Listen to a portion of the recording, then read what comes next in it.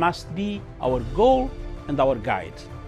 And all that we strive for as a human family, dignity and hope, progress and prosperity, depends on peace. But peace depends on us.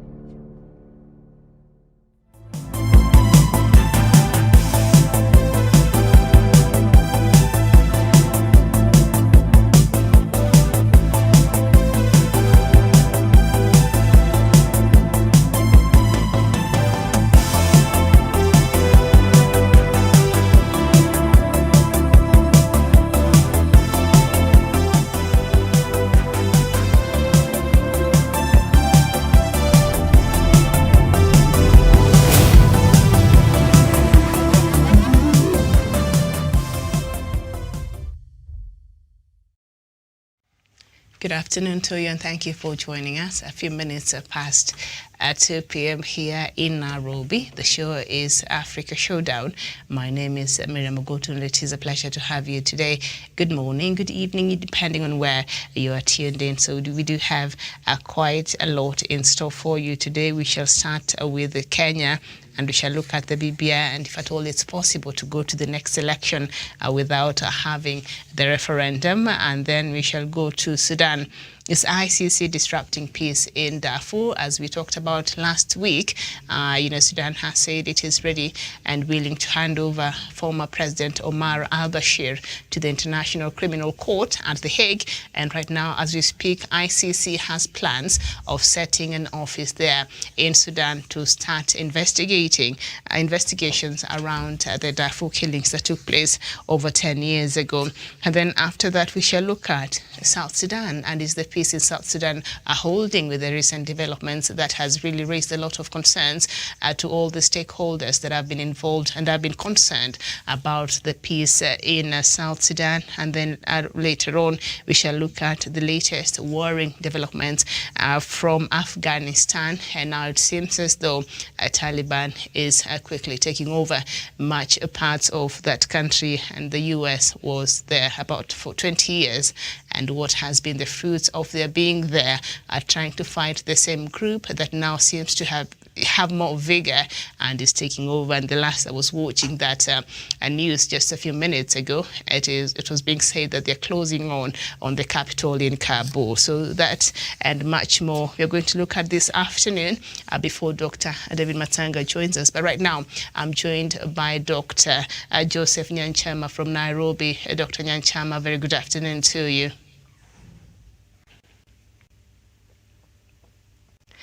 We have a problem. I think you're muted. Could you unmute your device? Sorry. Good afternoon, Mira. Good afternoon to you. And my fellow panelists, Douglas, Daniel Wesonga, and others whom I've not been able to see.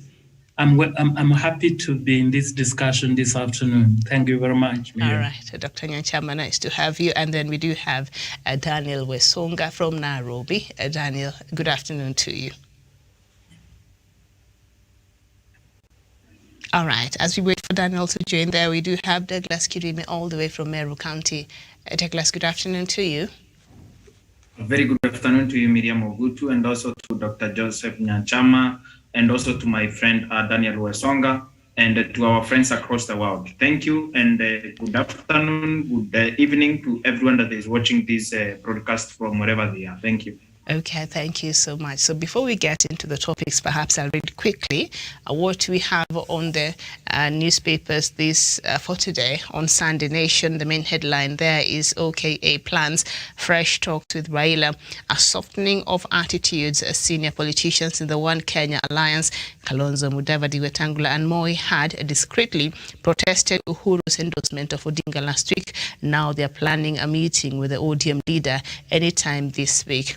interesting, but I know, Douglas, you'll tell me that is not a surprise. And then the Sunday Standard, the main headline, Ruto or Raila, who will conquer Mount Kenya first? During a funeral in Homa Bay on Friday, ODM leader declared that he had found a way of climbing the mountain, a region fast becoming a battleground between him and the deputy president. Both are banking on his huge voting bloc to ascend to power come next year.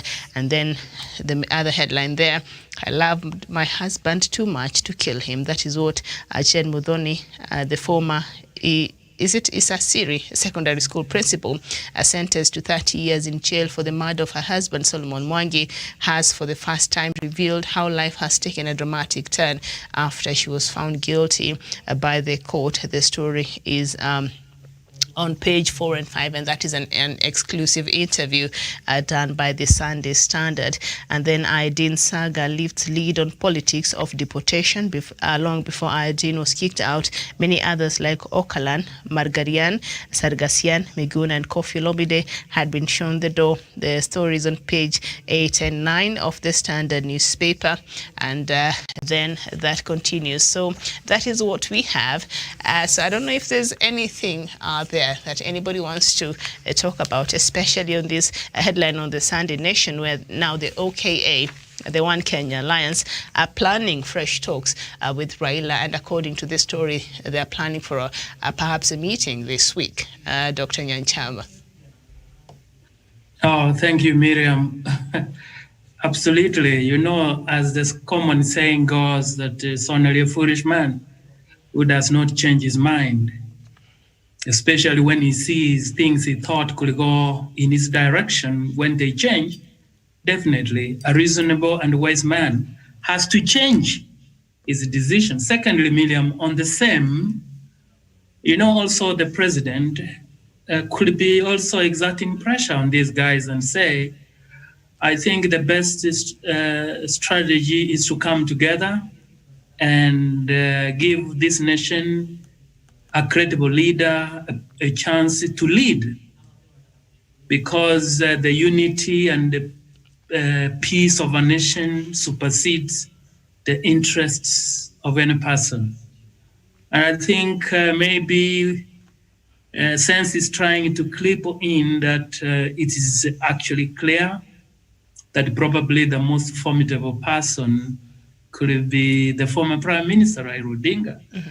And to them, it is now sinking in. Probably that is why they say, if that is the case, then they need to come and reaffirm, if they support one person, what could be the stake of each one of them. Mm-hmm. For me, I think that could be the new thinking. Okay. I submit, Miriam, on that particular aspect. Yeah. All right. Thank you so much.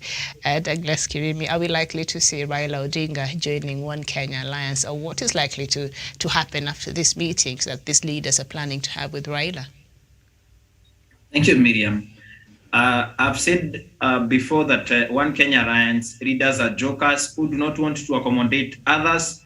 And Miriam, they can only be busybodies without Raila Odinga. I've said before, they are grouping together, working for Raila Odinga to come and take over. Because Miriam, I cannot understand a man from rural village, a man from Vihiga County, who has no influence beyond his village, a man who cannot even control Senate and National Assembly when important conversations about this country are being debated. Musalia Mudavadi in the sand. Even Kalonzo Musyoka from Saikuru in Kitui County, in the sand. We have never had him call a meeting of people who are right to his party, members of parliament or senators, to push for legislation that affect the ordinary people in this country. We can only find Kalonzo Musyoka on high tables in this country where they are discussing positions and where he cannot be able to pull numbers to be able to get those positions. He has been getting those positions courtesy of Raila Odinga in this country, and it's about time Raila Odinga discounts these people, including Moses Masika Wetangula, the senator for Bungoma, a man that only controls his Risi and the Kabuchai constituencies in Bungoma County, cannot be counted when Raila is counted. They have always demanded Raila to be unequal to them. How can Baba Raila Amolo Odinga, the former prime minister, be unequal to Kalonzo Musyoka, who cannot be able to push for a registration or anything in this country that can move this country forward? We have seen Raila push for the new constitution together with the Kibaki in the Grand Coalition. We saw Raila come together and they push Moi out of government. We have seen Raila come together with the President Uhuru Kenyatta, agree to handshake and also pushing members of parliament and senators and the county assemblies, members of county assemblies for the welfare and the good of this nation. What are these other jokers who are saying they are opening fresh talks with Raila Odinga have on their table, Miriam?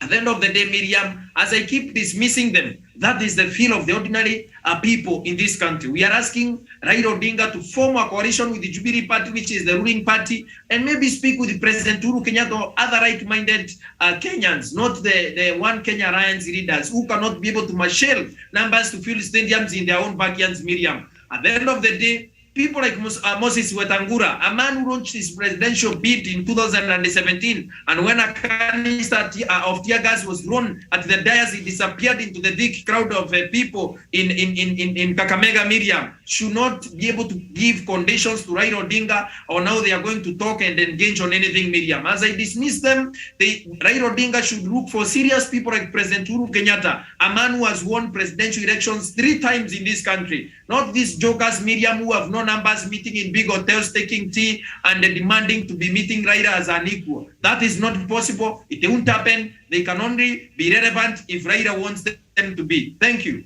Okay. But also, to be fair, I think maybe the NASA agreement was no longer holding. So now perhaps they'll have a new agreement, because that is their thought. The rest of the leaders, Wetangula, Kalonzo, and Moi, who now joined that alliance, they're saying, you know, the NASA was developed around having Raila as the president. So after that failed, they're saying maybe perhaps it's time we had a new terms and conditions. So perhaps they'll work on it. Thank you so much there, Douglas Kirimi. Daniel Wesonga. Yes, thank you so much, Miriam Mogutu. And I would really like to talk about the 2022 presidential debacle with some sense of reality. And talking about reality, when you put the One Kenya Alliance principles on one side and you put Raila Odinga on the other, then a clear line is drawn, because one is capable to go without the other, and the others cannot go without Raila Odinga. And that is how reality is, Miriam, because even in NASA itself, these 3 other guys were actually living under the shadow of Raila Odinga. Without Raila Odinga, Kalonzo Musyoka, Musalia Mudavadi, and Moses Wetangula could not even marshal enough numbers to hold a rally at Uhuru Park in Nairobi. And that is how the reality is. Now, if you move a point further, Miriam, and you look at each and every one of these 3 gentlemen, actually 4 gentlemen for that matter, you realize that in terms of capability, having that financial muscle to even oil the presidential campaign, only one individual, who is my party leader, Gideon Kipsiele Moi, stands out. That is the only guy who can be able to marshal enough resources to run a presidential campaign. But all said and done, you realize that even Gideon Moi realizes that he needs Raila Odinga on his side before he can be something substantial. And that is what has been happening. You hear within the corridors of One Kenya Alliance, KANU saying that they need Raila Odinga on board before they can form a force to reckon with. So to me, I think these guys need Raila Odinga more than Raila Odinga needs them, because on the other side of Tanga, William Ruto has said he's not going to form coalitions heading to 2022 presidential campaigns. He is actually willing to work with like-minded individuals who will not come on the table as equal partners in a coalition, but rather as members of his UDA party, something that could not augur well with these other NASA principles. So as the president told them, they either unite with Raila Odinga and back his presidential bid because he's the first among equals, or they perish as idiots together. Because to go on their own, I don't think if there is any one of them, be it Musalia Mudavadi, be it Kalonzo Musyoka or Moses Wetangula, who can be able to garner even 10% of the presidential vote that will be cast in 2022 or maybe in 2024 if we have to postpone the election. So to me, I think, Miriam, as it is, One Kenya Alliance have no any other way forward. The arithmetic towards the 2022 to winning 2022 presidential election will only land them at the doorstep of Raila Odinga. I submit. Okay. Thank you so much. And also the push and pull over some ODM lawmakers pushing for Chebukati to be ousted, and their counterparts in Jubilee are defending the IEBC chairperson. I don't want us to get into that conversation right now, but I think perhaps that is a conversation that we will have during our show tomorrow morning. So now let's just get into our first topic on Kenya. Can Kenya make it to the next election without the BBI? And as we know, that Court of Appeal, President Daniel Musinga in June said they will deliver the judgment, 7 weeks from that time that was made. And it's supposed to be in August 20th, I think the next coming few days. The August 22 general election is fast approaching, and election experts have warned the plebiscite is no longer tenable. The Court of Appeal President Daniel Musinga said they will deliver the judgment as we wait. And of course, Professor Githu Muigai during that time pleaded with the court to give an early date because the IEBC timelines, the IEBC have, even as they prepare for an election and also a possible referendum. The case has over 20 active parties to have each filled submissions and list of authorities that the judges have to go through. So as we await the ruling, the judgment to be delivered on 20th of August, a few days, maybe 4 days away, what are we likely to see happen? And when you look at the situation we have today here in the country, going to an election without the BBI, what will that look like, Dr. Joseph Nyanchama? I think, thank you, Miriam, for that. I think if you look at, we are spirits on our own as human beings. Whichever way it takes, by the way, if you look at the politicians, the feeling is that whichever decision the Court of Appeal makes as far as BBI is concerned, I think all the parties are ready for that. Psychologically, you can see it. That's why you see even these formations of coalitions, pre-coalitions to elections, they have that in mind. In fact, I have a feeling personally that the kind of discussions doesn't have in mind BBI. It is like that should it be ruled in its favor, it will be what we call an added advantage to whatever decision it is made. However, if the court rules in favor of BBI, I think they can only re-examine what is legal and constitutional and applicable. If all agree maybe to postpone the elections to incorporate the BBI, it is also a viable option. Because for me, election should not be a matter of life and death, because the welfare of the people is always the supreme law, meaning, as they say, that populi supreme lex. Let us Kenyans be so serious. Let us not view an event like an election as life and death. We have always, in this particular forum, told Kenyans, what is this madness about election, about the egos of the people? So long as you are peaceful, Miriam, in your own house, in your own business, does it matter who is actually leading? What is wrong with the Kenyans?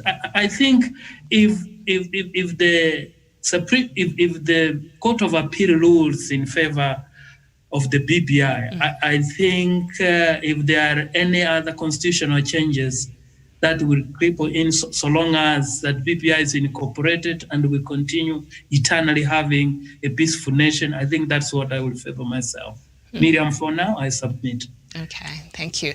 And Douglas, in case the court rules in favor of the BBI for it to continue, do we have enough time, according to the timelines of the IEBC and according to the Constitution, to have this referendum, happen before the next elections? And if, it doesn't rule in favor of that, and then what?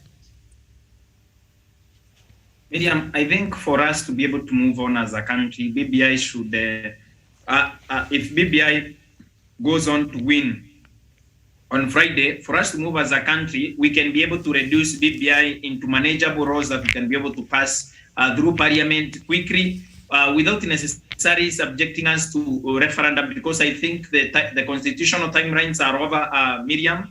If I'm not wrong, if these constitutional timelines are over, now we can go on and take on individual bills to Parliament and be able to pass them immediately, Miriam, so that we can be able to get BBI by all means. Because, Miriam, if the referendum way fails, the parliamentary way cannot be able to fail us. We have enough numbers in Parliament to be able to do that. Because, Miriam, I do not want to anticipate a situation where we are going to elections in 2022 without the BBI. So, Miriam, I'm hoping by the grace of God, we are going to have the will of the people, because it is the people of Kenya that want to change their own constitution. I'm hoping that the people of Kenya will have an opportunity to be able to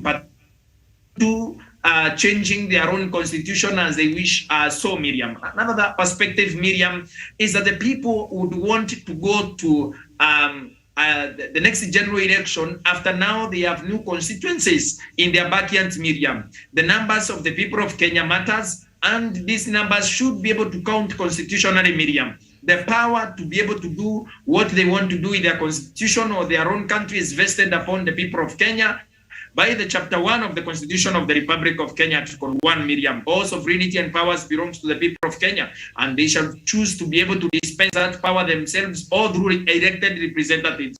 And elected representatives in this country, Miriam, the person that has been elected by all and sundry in this country, whether in opposition or those that voted for Jubilee Party of Kenya, my party, is the president of the Republic of Kenya, Miriam. So I believe that the people of Kenya have taken matters into their own hands and let nobody be able to continue stopping the will of the people. It is at this juncture, Miriam, that the interest of the people of Kenya, the interest of Kenya, becomes bigger than these people who have been stopping BBI, Miriam. Yes, when we passed the constitution in 2010, the 2010 constitution, we had issues with it. But Raila and the president, the then president, President Moi Kibaki, told us that we can be able to pass this constitution and be able to do amendment as we be able to, as we can now be able to test our own homegrown and our own inbred constitution without the colonial marks in it. A constitution of the people of Kenya that has been termed as the most progressive constitution in the world. My submission is, Miriam, that going to the election without the BBI is going to give us a lot of problems in this country, because number one, shared prosperity is a dream for so many Kenyans. There are Kenyans who do not share the prosperity of their own country and the unity. There are people who do not know unity in this country when elections are called, Miriam. When these elections are called in about 1 year to go, these people in the Republic of Kenya are not going to enjoy peace. We would want them to enjoy shared prosperity, unity of their own country, and the proper representation in their own country, Miriam, because when these people have new constituencies that they would want,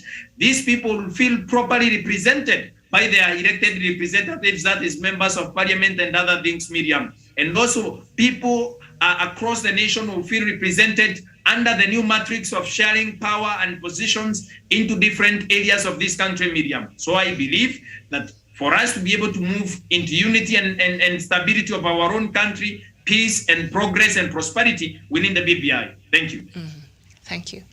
Thank you so much, Douglas Kirimi. Daniel Wasonga, going into the next election without the BBI, what would that look like? And if at all, if the judgment that we are waiting on the 20th of August perhaps is delivered favoring the BBI, then what next? And if not, what will happen?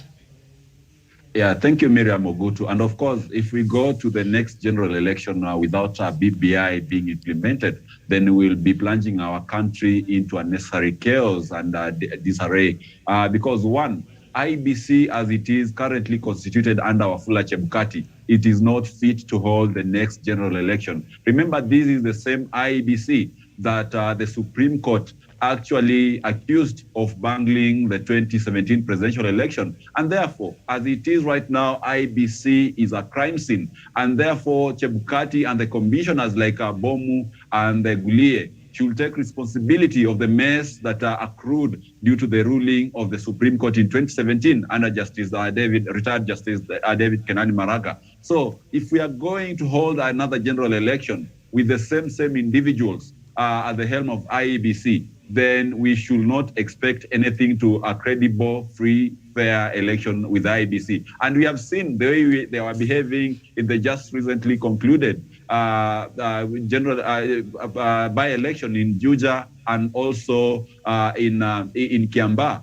Wafula Chebukati remains the biggest liability to the commission. And therefore, when the ODM legislators say that they will not be stupid or blind to go to an election spearheaded by Wafula Chebukati-led IEBC, then I totally agree with them. And that is why, Miriam, this coming week, I'm very, very optimistic that the appellate court will deem it quite convenient to give the people of Kenya the go-ahead, the green light to continue with the BBI process so that we are able to work on our electoral policies and laws. We need reforms at the IEBC. We cannot go ahead to conduct another general election with the IEBC as it is right now. Remember, the IEBC itself is not even well constituted. We do not have a CEO. We do not have full capacity commissioners. It's just the other day when we had them on board. And therefore, we have a long way to go. Even those ones who are pushing that we must hold an election as per the Constitution on 8th of August next year are actually not actually quite well versed with the situation the country is in. We need, first of all, to fix the IEBC. We need to have reforms, electoral reforms, so that at the end of the elections, each and every contender in that particular election will be satisfied with the results and will ensure that we have an aspect of inclusivity with the government that will be formed after that, so that we do not have the chaos that we had in 1992, 1997, and 2007, 2008 repeating themselves in this country. So to cut the long story short, Miriam, I think we need BBI now more than before. And we hopefully, we are looking forward to the appellate court ruling in favor of the BBI agenda so that we have the report implemented. We have to, we have time to fix our electoral system, and therefore we have a very, very peaceful next general election. So, anything short of that, Miriam, will plunge this nation into chaos. I submit. All right. Thank you. And I think we'll just leave that there as we await the 20th of August ruling by the Court of Appeal led by Justice, the head of Court of Appeal, that is Justice Daniel Musinga. We shall be waiting for that in the next few days.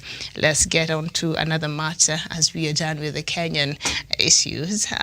Sudan is ICC disrupting peace in Darfur, and as we all know, Sudan and the International Criminal Court